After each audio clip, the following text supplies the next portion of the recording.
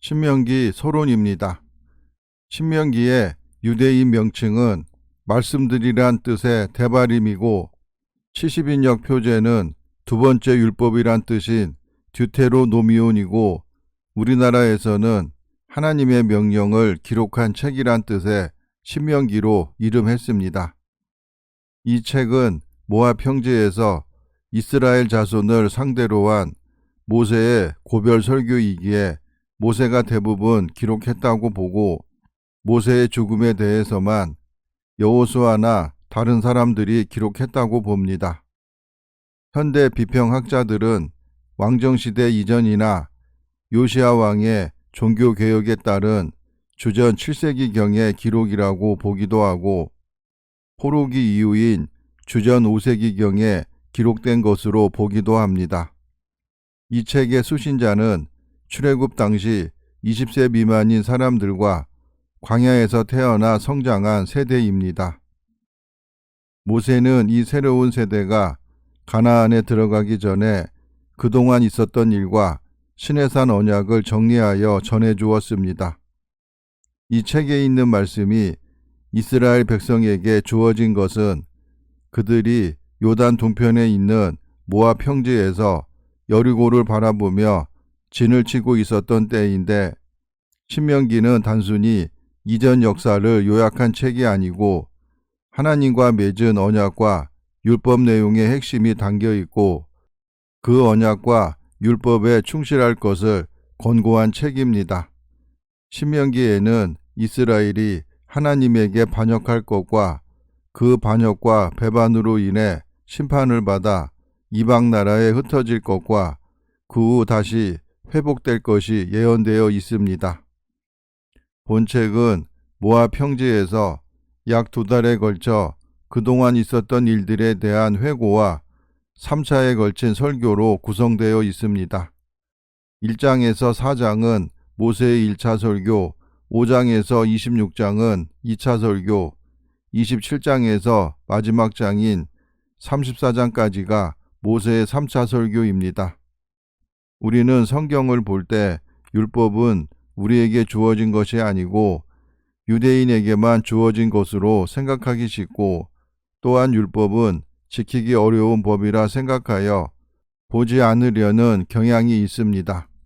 그러나 율법은 다른 신을 섬기지 않고 하나님만을 믿고 따름으로 세상을 우리에게 주신 하나님을 사랑하는 법을 배우는 것이고 사람이 살아가면서 하나님이 주신 정의와 공의를 실천하고 또한 사회적 약자를 보살핌으로 이웃을 사랑하는 법을 배우게 하는 것입니다.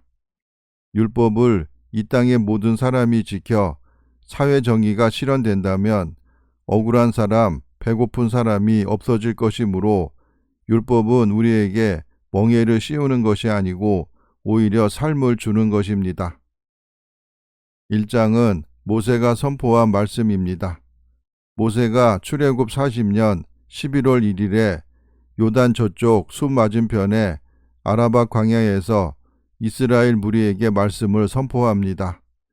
출애굽한 이스라엘이 호렙에 도착하여 그해 3월부터 그 다음에 2월 20일까지 약 1년간 머물렀습니다.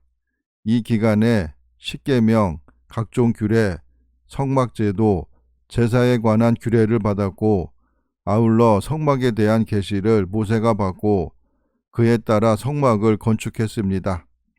또한 지파별로 족장을 세워 재판을 분담했습니다. 12일간의 성막 봉헌식을 마친 백성은 호렙산을 출발하여 세일산을 지나 가데스 바네아에 11일 만에 도착합니다. 그때 모세가 12지파의 수령들을 뽑아 가나안 땅을 정탐시켰는데 그들이 정탐을 마치고 돌아와 네피림의 후손인 아낙 자손이 있어 치지 못하리라는 부정적인 보고를 합니다. 그러나 유다 지파의 수령인 갈렙은 우리가 능히 이길 수 있으니 치러 가자고 합니다.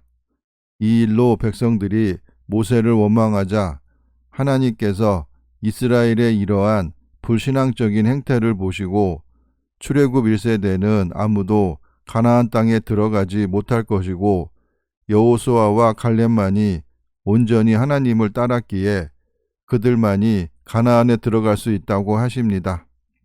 그리고 가나안 땅을 정탐한 40일의 하루를 1년으로 쳐서 40년간을 광야에서 그 죄악을 담당하게 되리라고 하십니다.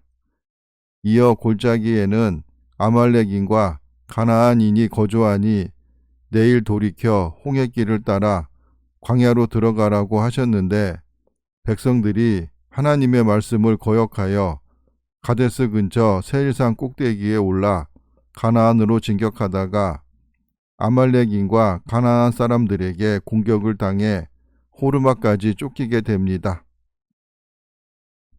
이 장은 이스라엘이 광야에서 보낸 일에 대한 회고입니다. 홍해길을 따라 광야로 들어가 세일산에 머무를 때 하나님께서 이스라엘에게 에서의 자손과 다투지 말라고 하십니다. 이후 세일산을 떠나 모압 광야길을 지날 때 모압을 괴롭히지도 그들과 싸우지도 말라고 하십니다. 이스라엘이 길을 떠남으로 모압 광야를 지나 세레 시내를 건넜는데 가데스 바네아에 도착한 지 38년 만에 이곳을 건넌 것이 됩니다. 암몬 땅을 지날 때도 암몬과는 다투지 말라고 하십니다. 모세가 그대못 광야에서 헤스본 왕 시온에게 사자를 보내어 큰 길로만 지나겠다고 평화의 메시지를 보냈으나 통과하기를 허락하지 않고 오히려 야하스에서 이스라엘을 치자 그곳에서 싸워 헤스본을 진멸시킵니다. 3장은 바산왕 옥을 친 일과 요단 동쪽을 차지한 일에 대한 회고입니다. 이스라엘이 헤스본을 진멸시킨 다음 바산으로 올라가자 바산왕 옥이 에드레이에서 싸움을 겁니다. 하나님이 바산왕 옥과 그의 모든 백성을 이스라엘에 넘김으로 남녀와 유아 모두를 쳐서 한 사람도 남김없이 죽였습니다. 이스라엘이 유아까지 죽인 이러한 행위는 가나안 족속이 우상을 섬기며 하나님의 백성을 대적하는 등의 각종 죄악으로 부패한 자들이므로 이들을 살려두면 도리어 이스라엘이 악에 물들 염려가 있기 때문입니다. 여기서 특이한 점은 바산왕 옥의 침대 길이가 3m이고 폭이 180cm라고 기록되었다는 것입니다. 그렇다고 바산왕 옥의 키를 4m로 볼 필요가 없는 것은 고대 제왕들은 종종 철이나 동, 각종 보석 따위로 자신의 몸집보다 큰 의자나 침상을 만들어 사용하므로 위엄과 권세를 과시하곤 했기 때문입니다. 알렉산더 대왕은 인도 원정시에 길이와 넓이가 각각 2.3m나 되는 의자를 만들어 사용하므로 자신의 위엄과 권세를 과시했다고 전해집니다. 이스라엘이 요단 동편 땅을 점령하자 가축이 많아 목초지가 절실했던 르우벤 자손과 갓 자손이 요단 동편 땅을 달라고 모세에게 청합니다. 모세는 그들이 가나안 정복 사업에서 빠지려는 것으로 생각하여 책망합니다. 그러나 르우벤 자손과 갓 자손은 가나안 서편을 정복할 때 앞장서서 갈 것이고 그 땅을 정복한 후에 땅의 분배가 완료될 때까지 함께할 것이고 또한 서편 땅은 기업으로 받지 않겠다고 모세에게 말합니다. 그 말을 들은 모세가 좋게 여겨 갓 자손과 르우벤 자손 그리고 요셉의 아들인 므낫세 반지파에게 바산 왕 옥의 나라를 주었습니다. 이후 모세가 하나님께 간구하기를 요단 서쪽에 있는 아름다운 땅과 산 그리고 레바논을 보게 해달라고 하나 하나님이 허락하지 않으십니다. 4장에서는 모세가 가나안에 들어갈 백성들에게 율법 준수의 당위성을 전합니다. 모세가 과거의 일들을 돌아보면서 역사적인 사건들에 대해 회고하기를 마치고 율법 준수의 당위성을 백성에게 일러줍니다. 이스라엘은 하나님께서 명령하신 율법을 준행할 때만 안전과 미래가 보장될 수 있기에 율법 준수에 관한 사항이 모세의 설교 중에서 핵심을 이루고 있습니다. 하나님께서는 어떤 형상도 만들지 말고 해와 달이나 별들을 섬기지 말며 어떤 형상의 우상도 조각하지 말라고 하셨습니다. 그리고 모세가 하나님이 주신 규례와 법도를 일러줍니다. 여기서 규례는 성문율과 같이 도덕이나 관습이 법적으로 확장되고 규정된 것을 말하고, 법도는 사람과 사람 사이의 모든 의무와 사람과 하나님 사이에 지켜야 할 모든 의무를 말하는 것입니다. 율법을 지킴으로 생명을 얻게 되고 율법을 거역하면 죽임을 당하게 된다는 말은 모세가 추상적으로 말한 것이 아님을 지난 40년간 광야에서 이스라엘 백성이 체험했습니다. 모세 역시 하나님의 명령을 어김으로 가나안에 들어가지 못하게 되었습니다. 이러한 모든 경험을 통해서 하나님의 말씀에 대한 순종만이 이스라엘이 생명을 얻는 길이라는 것을 분명히 알 수 있었으며, 모세는 이 사실을 이스라엘 자손들에게 깊이 상기시켜 주고 있습니다. 이러한 원리는 이 시대를 사는 성도들에게도 적용되는 것입니다. 하나님의 말씀은 옛날이나 지금이나 그 말씀을 믿고 순종하는 자에게 구원과 생명과 복과 영생을 주는 능력을 갖추고 있는 것입니다. 모세가 설교를 마친 후 르우벤 지파를 위해 베셀에, 갓 지파를 위해 길르앗 라못에, 므낫세 지파를 위해 바산 골란에 도피성을 지정해 줍니다. 5장은 십계명에 대한 설교입니다. 숲 맞은편의 아라바 광야에서 모세의 1차 설교가 끝나고 벳부올 맞은편 골짜기로 이동한 이스라엘은 모세로부터 2차 설교를 듣습니다. 호렙산에서 세운 언약인 10가지 계명은 늘 기억할 수 있도록 하나님이 두 돌판에 써서 주신 것입니다. 히브리인들은 10을 완전성을 나타내는 수로 보고 이는 증인의 숫자로 이해했기에 십계명을 두 돌판에 기록했다는 것은 곧 하나님 계명의 완전성과 아울러 그것이 모든 사람에게 증거가 되는 것임을 의미합니다. 하나님이 계명을 주실 때 하나님의 모습을 가리신 이유는 이스라엘 자손들이 하나님의 모습을 보게 되면 그 형상을 만들어 우상으로 숭배할 여지가 다분히 있었기 때문일 것입니다. 첫 번째 계명은 다른 신을 섬기지 말라는 말씀이고, 둘째는 우상을 만들지 말고 사람들이 만든 우상에게 절하지 말라는 계명입니다.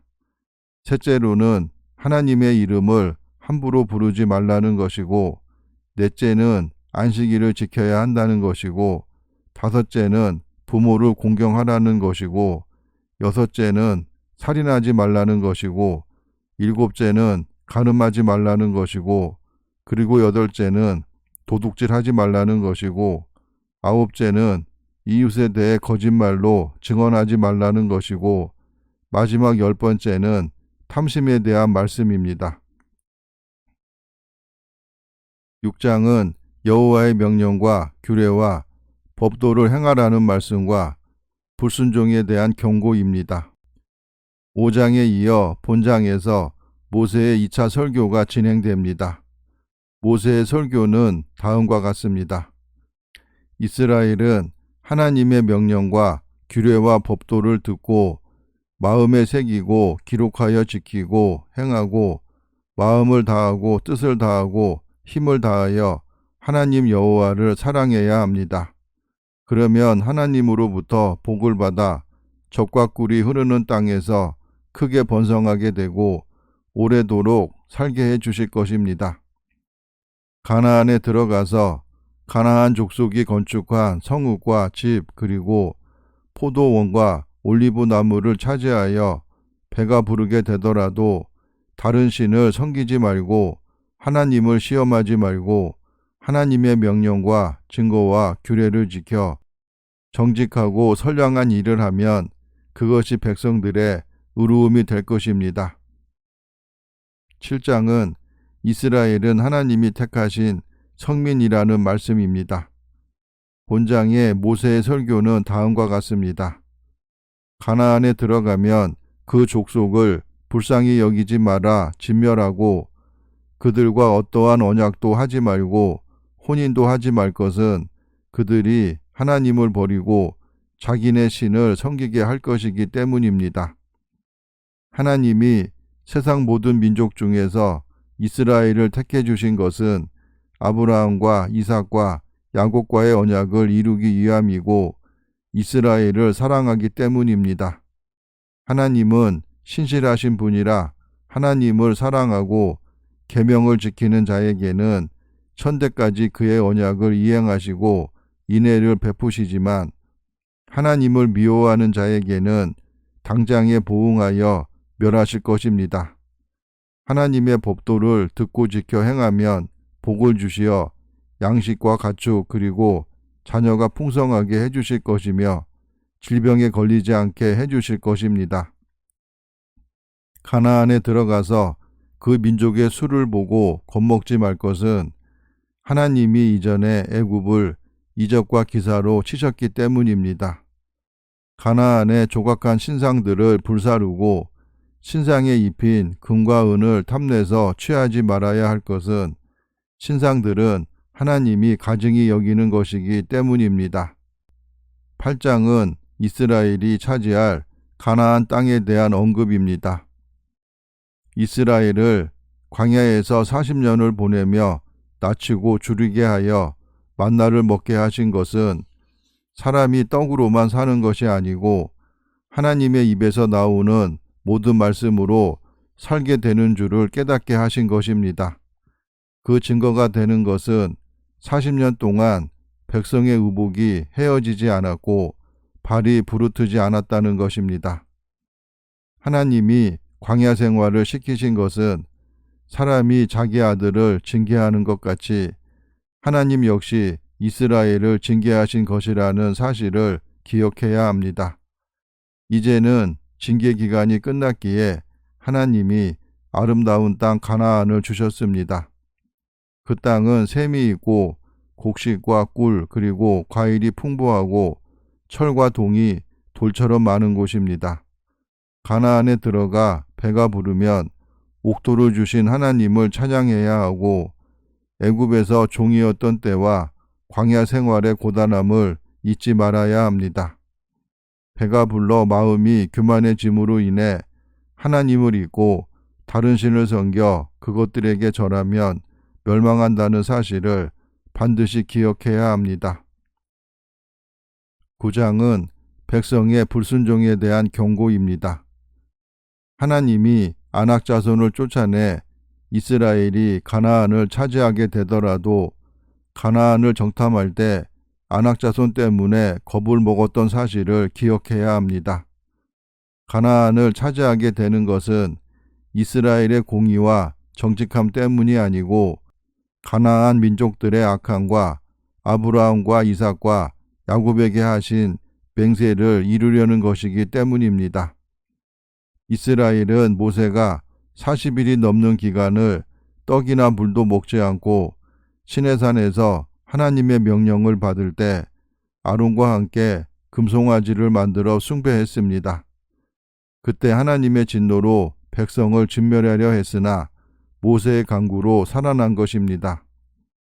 다베라에서는 하나님을 향하여 악한 말로 원망하다가 진노의 불을 받았고 마사에서는 마실 물이 없다고 하나님과 모세를 원망함으로 하나님을 시험하였고 그리고 기브롯 핫다아와에서는 고기를 달라고 불평하여 하나님을 경노하게 하였고 가데스 바네아에서는 갈렙을 제외한 정탐자들의 가나안 땅에 대한 불신앙적인 보고로 인하여 가나안 정복을 앞둔 백성들의 사기를 떨어뜨려 가나안을 차지하라는 하나님의 뜻을 거역하였습니다.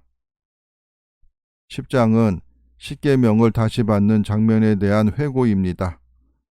금송아지 사건 때 모세가 타락한 이스라엘 백성들로 인해 십계명이 기록된 돌판을 깨뜨렸습니다.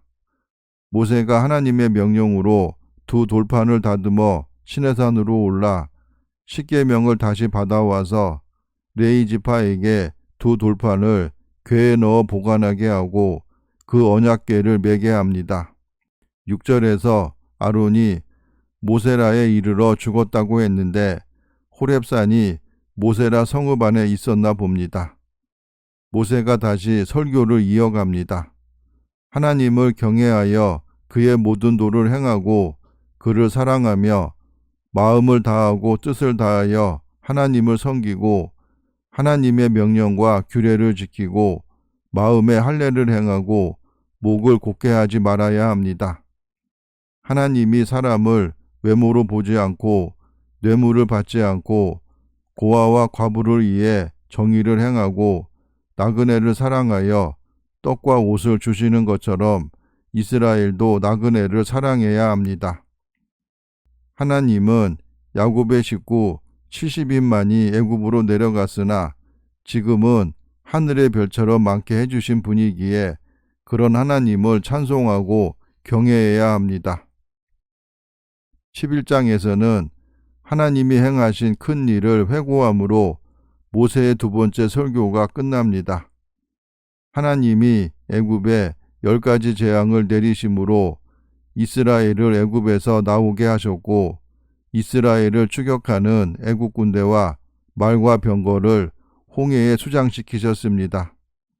그리고 이스라엘을 광야로 이끄시고 광야에서 이적과 기사를 보이셨고 모세와 아론을 대적하는 다단과 아비람 그리고 그들의 가족과 장막과 그들을 따르는 사람들을 땅이 삼키게 하셨습니다. 하나님의 명령은 반드시 지켜야 합니다. 그래야 젖과 꿀이 흐르는 가나안 땅에서 오래도록 살 수 있고 이른 비와 늦은 비를 적당한 때에 내려주시어 곡식과 포도주와 기름을 얻을 수 있게 해주실 것이고 가축이 먹을 풀이 나게 해주실 것이기 때문입니다. 모든 명령을 잘 지켜 행하여 하나님을 사랑하고 하나님의 모든 도를 행하여 하나님만을 의지하면 강대국을 차지하게 되고 이스라엘 앞에서 모든 백성을 쫓아내며 이스라엘이 밟는 곳은 모두 이스라엘의 소유가 되리라고 말씀하셨습니다. 그러나 다른 신을 섬기게 되면 하늘에서 비를 내려주시지 않아 땅이 소산을 내지 못해 이스라엘은 멸망할 것입니다. 12장은 택하신 예배 초소인 성전에 대한 설명입니다. 4장 44절부터 11장까지 모세의 두 번째 설교 중 기본 계명에 대한 설교가 끝이 나고 본장부터 의식법에 대한 설교가 시작되어 16장 17절까지 이어집니다. 가나안에 들어가면 하나님이 자기 이름을 두시려고 택하신 곳인 성전에 나아가서 거기서 제사와 11조와 소와 양의 처음 난 것들을 드려야 합니다. 광야에서는 반드시 회막에서만 가축을 잡아야 했으나 가나안에 들어가게 되면 각성 원하는 곳에서 잡아 고기를 먹되 정한 자나 부정한 자 모두가 먹을 수 있으나 피는 먹지 말아야 합니다. 곡식과 포도주 그리고 기름의 11조, 소와 양의 처음 난 것과 서원을 갚는 예물과 낙헌 예물과 거제물은 각 성에서 먹지 말고 성전으로 와서 자녀, 노비 그리고 성에 거주하는 레위인과 함께 먹어야 합니다. 가나안에 들어가면 그 민족의 신을 탐구하여 그 족속의 우상 숭배 의식을 따라하면 안 됩니다. 13장은 다른 신을 섬기고자 하는 사람들에 대한 처리 규정입니다. 선지자나 꿈꾸는 자가 이적과 기사를 보이며 자기네 신을 섬기자고 하면 그들을 죽여 악을 제거해야 합니다. 그런 자들은 하나님을 사랑하는지에 대해 시험하는 자들일 뿐입니다. 행여 형제나 자녀 혹은 자기 아내가 다른 신을 섬기자고 하더라도 백성들과 함께 그들을 돌로 쳐 죽여야 합니다. 불량배나 가증스러운 자들에게 미혹되어 다른 신을 섬기게 된 성읍이 있으면 그 성읍 주민과 가축 그리고 그곳에 거주하는 모든 것을 칼날로 진멸해야 하고 성읍과 물건들은 모두 불살라버려 폐허로 만들어야 합니다. 14장은 금지된 애도법과 정한 짐승, 부정한 짐승의 구분, 그리고 11조 규례입니다. 죽은 자를 위해서 자기 몸을 베지 말고 눈썹 사이 이마 위의 털을 밀지 말아야 합니다. 그리고 가증한 것, 즉 부정한 것은 무엇이든지 먹지 말아야 합니다. 짐승 중 굽이 갈라져 쪽발이고 책임질을 하는 것은 먹어도 되나 책임질은 하지만 굽이 갈라지지 않은 것은 먹지 말아야 합니다. 물고기는 지느러미와 비늘이 있는 것만 먹고 새는 곡식을 쪼아 먹는 것만 먹어야 합니다. 스스로 죽은 것은 먹지 말아야 하지만 성중에 거류하는 객이나 이방인에게는 팔 수 있습니다. 염소 새끼를 삶을 때는 그 어미의 젖에 넣어서 삶지 말아야 합니다. 토지 소산의 11조는 매년 드려야 하고 성전에서 곡식과 포도주와 기름의 11조를 먹고 소와 양의 처음 난 것을 먹음으로 하나님 경외하기를 배워야 합니다. 성전이 멀고 길이 험해서 처음 난 소와 양을 끌고 가기가 힘들면 그것들을 돈으로 바꾼 다음 성전에 있는 곳에서 소와 양 그리고 포도주나 독주를 사서 성전에 들어가 먹어도 됩니다. 매 3년 끝에는 소산의 10을 내어 성읍에 저축해서 레위인과 성중에 거류하는 객과 고아와 과부들을 배부르게 먹을 수 있도록 해야 합니다. 그러면 그런 사람들에게 하나님께서 범사의 복을 주실 것입니다. 15장은 면제년과 종을 대우하는 법입니다. 매 7년 끝에는 형제에게 구워준 것을 면제해 주어야 하지만 이방인한테까지 면제해 줄 필요는 없습니다. 어느 성읍에서든지 가난한 형제에게 아끼는 마음을 품지 말고 쓸 것을 넉넉히 준다면 그런 자에게는 하나님께서 복을 주실 것입니다. 동족을 종으로 부렸을 경우 면제년에 놓아주되 빈손으로 보내지 말고 곡식과 포도주를 넉넉히 주어서 보내야 합니다. 종이 동거를 원하면 의식을 거친 후에 영원히 같이 살아도 됩니다. 처음 난 양의 수컷을 구별해서 하나님께 드려야 합니다. 소의 첫 새끼는 부리지 말아야 하고 양의 첫 새끼 또한 털을 깎지 말고 매년 성전으로 와서 하나님 앞에서 먹어야 합니다. 짐승에 흠이 있는 것은 성중에서 잡아먹되 부정한 자나 정한 자가 같이 먹을 수 있지만 짐승의 피는 반드시 땅에 쏟아야 합니다. 16장은 유월절, 칠칠절, 초막절의 규례 및 공의로 재판하라는 말씀입니다. 본장의 새 절기에 대한 말씀으로 의식법에 대한 설교가 끝이 납니다. 그리고 본장 18절부터 20장 20절까지 시민법에 대한 설교가 이어집니다. 아비벌 유월절에는 성전으로 와서 소와 양으로 유월절 제사를 드려야 합니다. 이때 누룩으로 발효시킨 유교병은 먹지 말고 무교병을 엿새 동안 먹으며 애굽에서 나온 날을 기억해야 하고 일곱째 날에는 성회로 모여야 하기에 일을 하지 말아야 합니다. 유월절 기간에는 모든 지경에 누룩이 보이지 않게 하고 첫날 제사 지낸 고기는 다음날 아침까지 남겨두지 말아야 합니다. 칠칠절은 보리를 바치는 초실절을 지낸 후 49일째 되는 날에 지키는 절기로 처음 익은 밀을 바치는 날입니다.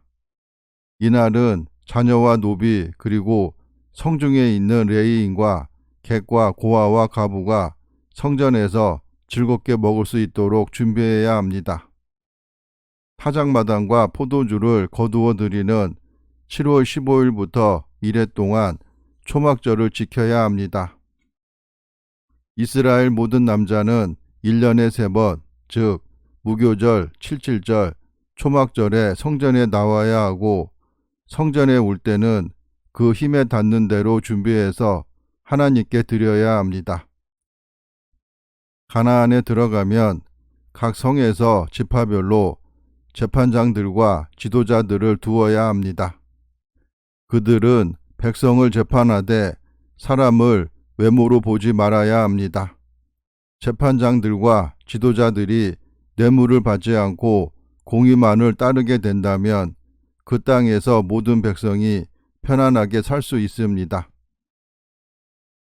17장은 우상 숭배자나 상해를 입힌 자에 대한 처리법과 왕을 세우는 규례입니다.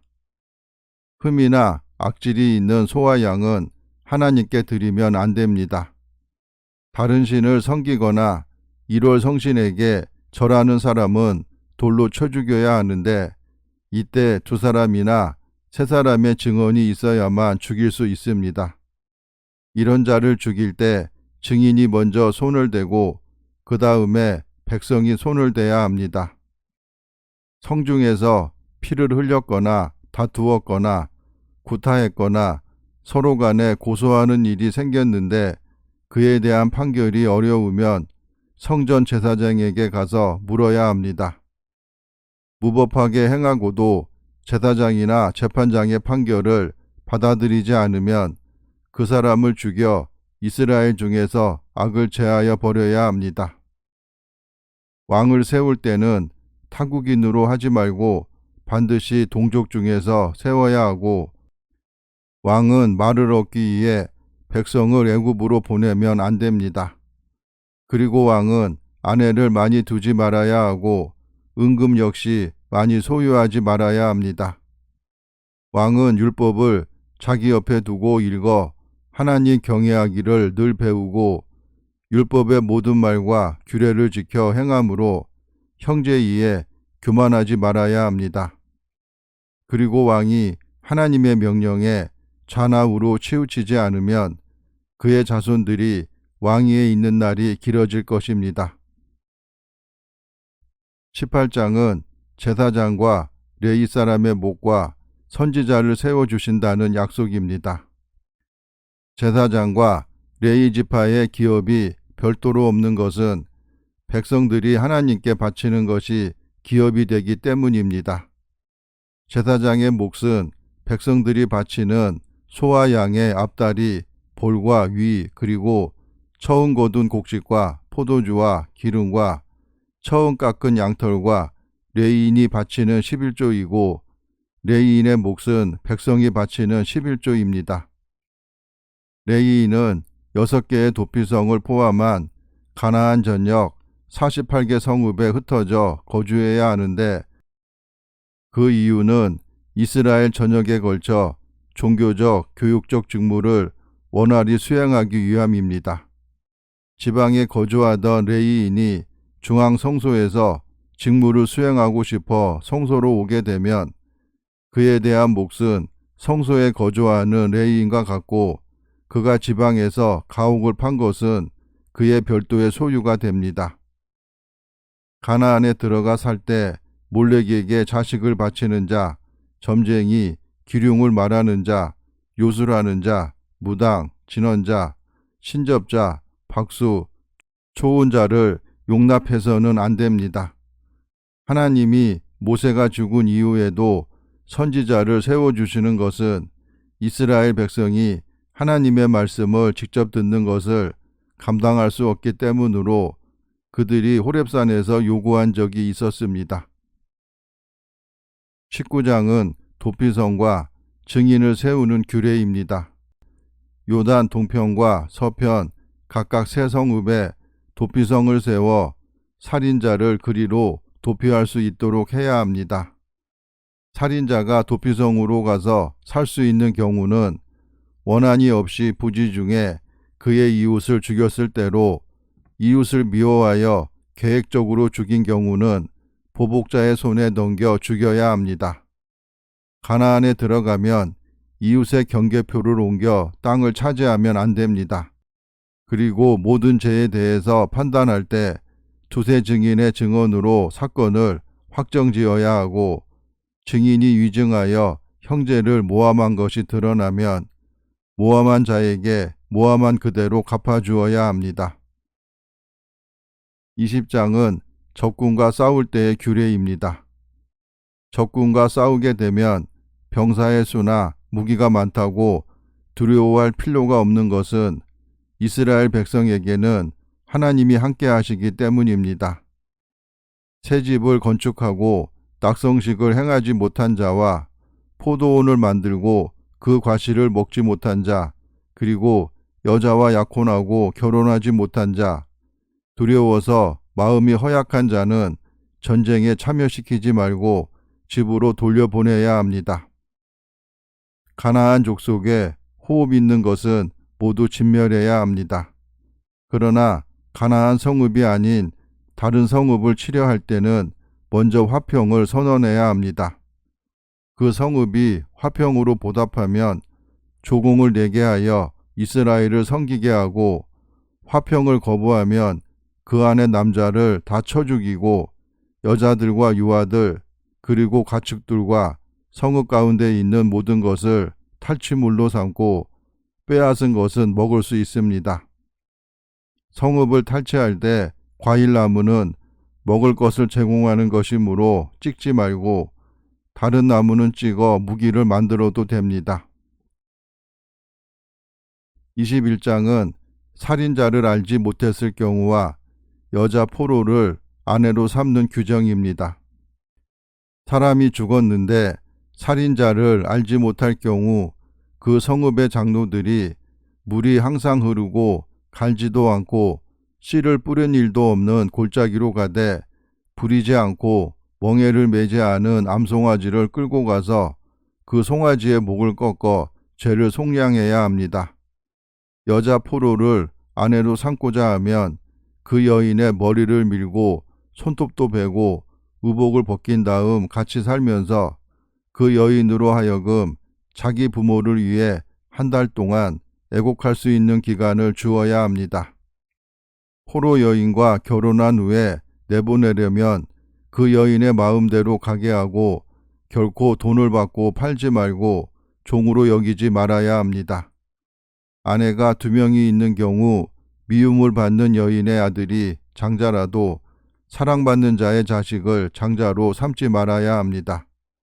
패역한 아들이 있어 아버지의 말이나 그 어머니의 말에 순종하지 않고 부모가 징계해도 말을 듣지 않으면 장로들에게 가서 자초지정을 설명하고 성읍 사람들이 그 패역한 아들을 돌로 쳐 죽여서 악을 제거해야 합니다.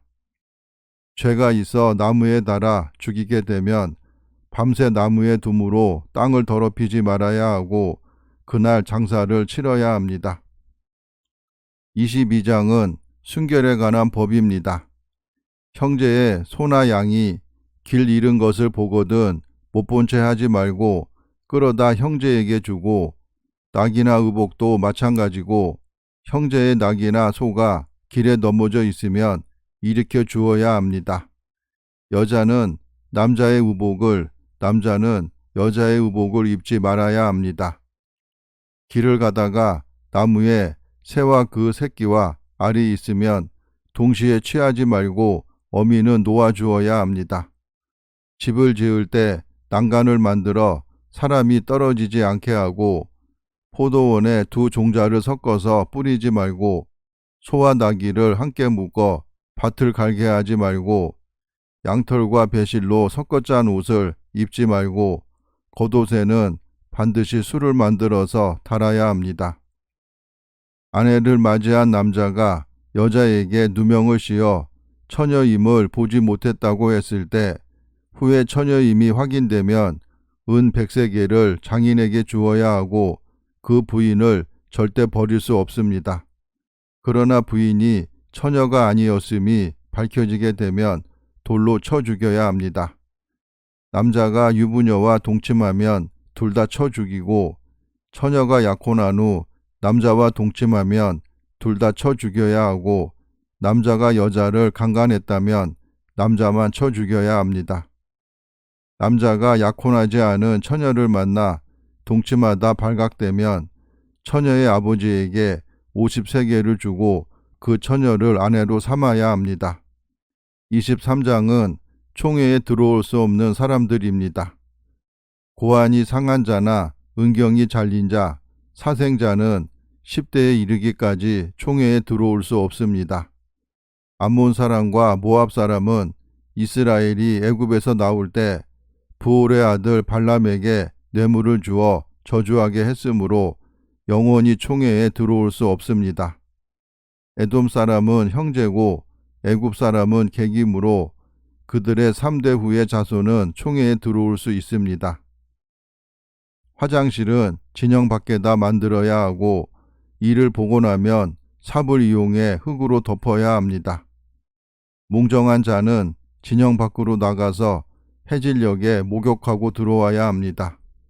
종이 주인을 피해 도망 오게 되면 돌려보내지 말아야 하고 이스라엘 중에는 몸을 파는 사람이 있어서는 안 되고 창기가 번 돈은 성전에 바치면 안 됩니다. 형제에게는 이자를 받지 말고 서운한 것이 있으면 반드시 갚아야 합니다.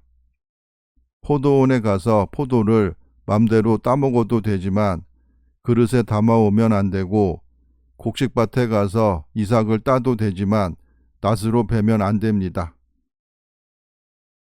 24장은 이혼과 재혼 그리고 기타 규정입니다. 아내가 수치되는 일이 있어 이혼 증서를 써주어 내보냈는데 그 여인이 다른 남자와 결혼했다가 그 남편이 죽었다 하더라도 처음 남편에게 돌아가면 안 됩니다. 결혼한 사람은 1년 동안 군대에 보내면 안 되고 생계수단인 맷돌이나 그 윗짝은 전당 잡지 말아야 합니다. 형제를 종으로 삼거나 파는 자는 죽여야 하고 이웃에게 구워줄 때 전당물을 임의로 취하지 말고 옷을 전당물로 잡았으면 해질 때 돌려주어 그 옷을 덮고 자게 해야 합니다. 가난하다고 학대하지 말고 품삯은 해지기 전에 지급해야 합니다. 아버지는 자식의 죄를, 자식은 아버지의 죄를 담당할 필요가 없습니다. 객이나 고아라고 송사를 억울하게 하지 말고 과부의 옷을 전당 잡으면 안 됩니다.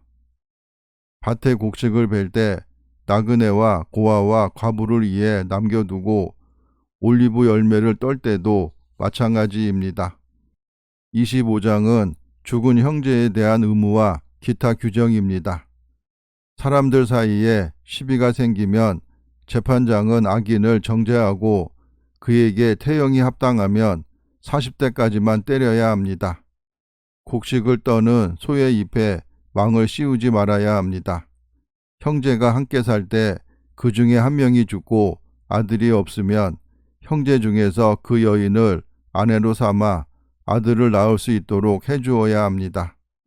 만약 이를 거부하면 장로들이 그의 발에서 신발을 벗기고 그의 얼굴에 침을 뱉으며 그 집은 신벗김 받은 자의 집이라 불러야 합니다.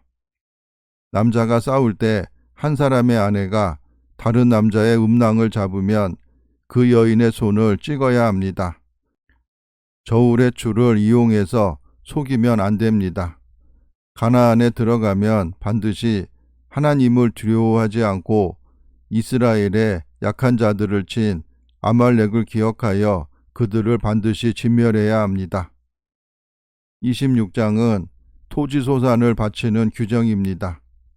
가나안에 들어가서 토지의 모든 소산에 만물을 거둔 후에는 그것을 가져다가 광주리에 담고 성소에 가서 제사장에게 주어 제단에 바쳐야 합니다.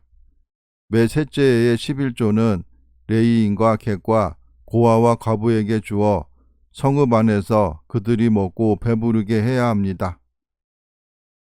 27장은 율법을 도리에 기록하고 에발산에서 저주를 선포하라는 말씀입니다. 본장부터 28장 68절까지가 모세의 세 번째 설교인 가나안 규례입니다. 가나안에 들어가면 다듬지 않은 큰 돌에 석회를 발라 에발산에 세우고 율법의 모든 말씀을 그곳에 기록하고 또한 그곳에 제단을 쌓고 화목제를 드려야 합니다. 여기에서 율법의 모든 말씀을 15절에서 26절까지의 복과 저주의 말씀으로 보기도 하고 신명기 율법으로 보기도 하는데 유대 랍비들은 율법 전체인 613가지 항목으로 보고 있습니다. 그리고 에발산을 사마리아 성경에서는 사마리아 성소가 있었던 그리심 산으로 변경했습니다. 시므온, 레위, 유다, 이사갈, 요셉, 베냐민 지파는 백성을 축복하기 위해 그리심 산에 서고 르우벤, 갓, 아셀, 스불론, 단, 납달리 지파는 저주하기 위해 에발산에 서고 레위 사람이 큰 소리로 이스라엘 모든 사람에게 저주를 선포합니다. 조각하거나 부어 만든 우상은 가증하여 그것을 만들어 세우는 자는 저주를 받을 것이고 부모를 경홀히 여기는 자, 이웃의 경계표를 옮기는 자, 시각장애인에게 길을 잃게 하는 자, 객이나 고아나 과부의 송사를 억울하게 하는 자, 어머니와 성관계하는 자, 짐승과 교합하는 자, 자매와 성관계하는 자, 장모와 성관계하는 자, 이웃을 암살하는 자, 무죄한 자를 죽이려고 뇌물을 받는 자, 율법의 말씀을 지키지 않는 자는 저주를 받을 것이라고 선포하고 모든 백성은 아멘으로 화답했습니다. 28장은 순종하여 받을 복과 불순종하여 받을 저주에 대한 말씀입니다. 이스라엘이 하나님의 말씀을 듣고 지켜 행하면 세계 모든 민족 위에 뛰어나게 하실 것이고 하나님의 말씀에 청종하면 복이 임하여 성읍과 들에서 복을 받아 자녀와 토지 소산과 짐승의 새끼와 소와 양의 새끼가 복을 받고 광주리와 떡반죽 그릇이 복을 받고 들어와도 복을 받고 나가도 복을 받을 것입니다. 하나님의 명령을 지키면 적군들을 패하게 하고 창고와 하는 모든 일에 복을 내려주시고 땅에서도 복을 받게 하실 것입니다. 그리고 말씀을 떠나 좌우로 치우치지 않고 다른 신을 섬기지 않으면 때를 따라 비를 내려주시고 많은 민족에게 꾸어줄지라도 꾸지 않을 것이고 머리가 되고 꼬리가 되게 하지 않게 해주실 것입니다. 그러나 하나님의 말씀에 순종하지 않고 명령과 규례를 지키지 않으면 성읍에서 저주를 받고 들에서도 저주를 받고 광주리와 떡반죽 그릇이 저주를 받고 자식과 토지의 소산과 소와 양의 새끼가 저주를 받고 들어오나 나가도 저주를 받을 것입니다. 악을 행하면 저주와 혼란과 책망을 내리시어 파멸하게 하실 것이며 연병이 들게 하여 멸하실 것이고 각종 질병으로 치시고 비 대신 티끌과 모래를 내리실 것이고 적군 앞에서 패하게 하고 땅의 모든 나라에 흩어지게 하고 이스라엘의 시체는 새와 짐승의 밥이 되게 하실 것입니다. 그리고 미치는 것과 눈머는 것과 정신병으로 치시고 압제와 노략을 당하더라도 구원할 자가 없을 것이고 약혼해도 다른 사람이 잘 것이고 집을 지어도 다른 사람이 거주할 것이고 포도를 심어도 다른 사람이 먹을 것이고 소를 잡아도 먹지 못할 것이고 양도 원수에게 빼앗길 것입니다. 또한 이스라엘이 세울 왕은 알지도 못하는 나라로 끌려가서 그곳 신을 섬기게 될 것이고 종자를 뿌려도 메뚜기가 먹고 포도는 벌레가 먹고 올리브 열매는 떨어지게 될 것이고 자녀를 낳아도 포로가 될 것입니다. 풍족해도 기쁜 마음으로 하나님을 섬기지 않으면 줄이고 목마르고 헐벗은 중에 적군을 섬기게 되고 결국 망하게 되어 자기 자식을 삶아 먹는 고통을 느끼게 될 것입니다. 29장은 모압 땅에서 세우신 언약입니다. 이스라엘의 수령과 장로들과 지도자와 모든 남자와 유아들과 아내들과 진중에 있는 객과 나무를 패는 자로부터 물 깃는 자까지 다 모아놓고 이스라엘은 하나님의 백성이 되고 하나님은 이스라엘의 하나님이 되었다는 언약을 세웁니다. 이 언약은 여기에 있는 사람들뿐만 아니라 여기 있지 않은 사람들까지 포함해서 세우는 것이라고 모세가 선포합니다. 이어 모세의 설교가 이어집니다. 하나님을 떠나 다른 신을 섬기는 자는 사함을 받지 못하고 하나님이 분노와 질투의 불을 부어 모든 저주를 더하실 것이고 율법책에 기록된 모든 언약의 저주대로 그에게 화를 더하실 것입니다. 30장은 복받는 길입니다. 악을 행하고 다른 신을 섬김으로 저주를 받아 이방 나라로 쫓겨났을 때 하나님의 말씀이 생각나서 하나님께 돌아와 하나님의 말씀에 청종하게 되면 하나님께서 마음을 돌이키시고 긍휼히 여기시어 포로에서 돌아오게 해주실 것입니다. 그리고 하나님의 말씀에 청종하면 조상들보다 더 번성하게 해주실 것이고 이스라엘의 마음과 자손의 마음에 할례를 베푸시어 마음을 다하며 뜻을 다하여 하나님 여호와를 사랑하게 하시어 생명을 얻게 하실 것이며 이스라엘의 적군과 이스라엘을 미워하고 핍박하던 자에게 모든 저주를 내리실 것입니다. 포로에서 돌아와 하나님의 말씀에 청종하고 하나님의 모든 명령을 이행하면 복을 주시되 자식의 복과 토지와 가축의 복을 주시어 소산을 많게 해주실 것입니다. 생명과 복과 사망과 화의 선택이 이스라엘 앞에 놓여 있으니 하나님을 사랑하고 그 모든 길로 행하며 그의 명령과 규례와 법도를 지키면 생명과 복을 주실 것이고 마음을 돌이켜 다른 신을 섬기면 사망과 화가 닥치게 될 것입니다. 31장에서는 여호수아가 모세의 뒤를 이어받습니다. 모세가 여호수아를 부릅니다. 그리고 온 이스라엘의 목전에서 이 백성을 거느리고 여호와께서 우리 조상에게 주리라고 맹세하신 땅에 들어가 그 땅을 차지하라고 합니다. 하나님이 앞에서 가시고 여호수아와 함께 하시어서 떠나지 않고 버리지 않을 것이니 두려워하지도 놀라지도 말라고 합니다. 모세가 율법을 써서 레위 자손과 제사장 그리고 장로들에게 주고 매 7년 끝 곧 면제년 초막절에 남녀와 어린이와 성읍 안에 거류하는 타국인을 모으고 그들에게 율법을 들려주어 알게 하므로 그들이 하나님을 경외하며 율법의 모든 말씀을 지켜 행하게 하라고 합니다. 하나님이 모세에게 마지막으로 노래를 지어 가르치라고 명령하십니다. 그 내용은 이스라엘이 가나안에 들어가서 먹어 배부르고 살찌게 되면 돌이켜 다른 신들을 섬겨 언약을 어김으로 환난을 당하게 된다는 것입니다. 32장은 모세의 노래입니다. 모세의 노래를 요약하면 다음과 같습니다. 이스라엘이 가나안에 들어가 배가 부르면 다른 신들을 섬길 것이고 그로 인해 하나님이 이스라엘을 멸망시켜 이방 나라에 흩어지게 할 것입니다.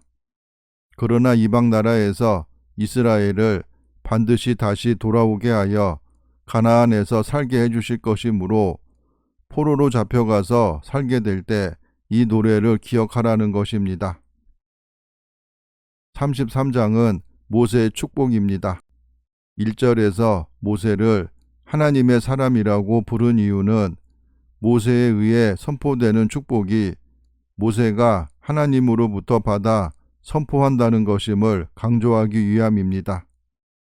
하나님의 사람이라고 불린 사람은 선지자들, 다윗, 사무엘 등인데 신약 시대에 이르러서 이 칭호가 그리스도를 믿음으로 말미암아 그의 소유가 된 모든 성도들을 가리키는 말이 됩니다.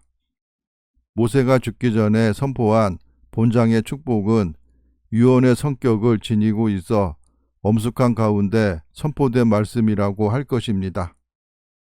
이스라엘 12지파를 위한 축복은 일종의 기도로 예언적 성격을 띠고 있다고 볼 수 있는데 이 모세의 축복은 노아의 축복, 이삭의 축복, 야곱의 축복과도 흡사한 것입니다.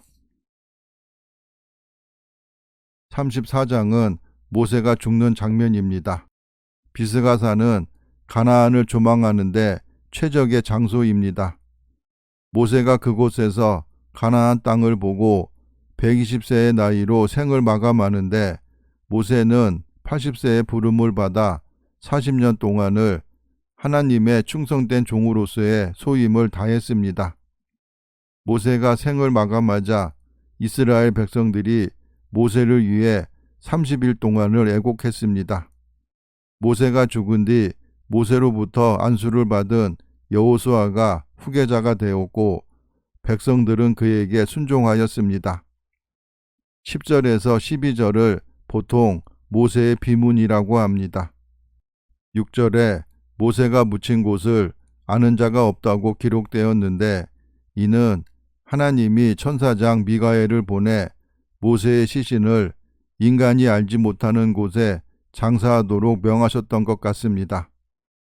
만약 모세의 무덤이 존재했더라면 이스라엘 백성이 그 무덤을 숭배의 대상으로 삼았을 것이 뻔하기 때문일 것입니다.